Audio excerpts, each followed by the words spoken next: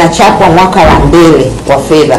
Kwa hiyo vitabu ambavyo vilishinda mwaka 2022 2023 vimeshachapishwa katika mwaka wa fedha 2023 2024, na vitabu hivi vimeshasambazwa. Tulichapa nakala jumla 140 kwa kila aina ya kitabu, na tumeshavisambaza kwenye shule zote za serikali nchini kwa uwiano wa kitabu kimoja shule moja vitabu 14. Kwa hiyo shule zote Tanzania bara na Zanzibar zimepata vitabu 14 ambavyo lengo lake ni vikae kwenye maktaba na wanafunzi wapate nafasi ya kuvisomea. Kwa hiyo hayo ni mafanikio makubwa sana, na kwa mwaka huu pia tunataraji kuchapa vitabu vya washindi wa tuzo ya mwaka 2023 2024.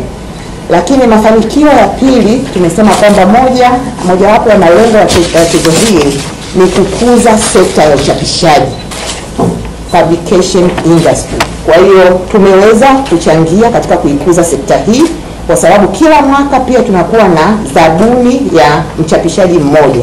Kwa hiyo mwaka jana tulikuwa na mzabuni mmoja ambaye alichapisha vitabu nilivyovisema, na mwaka huu pia tarehe 13 siku ya kusherehekea hii tuzo tutatangaza pia mzabuni aliyeshinda tenda kuchapisha vitabu vya mwaka wa fedha 2023 2024.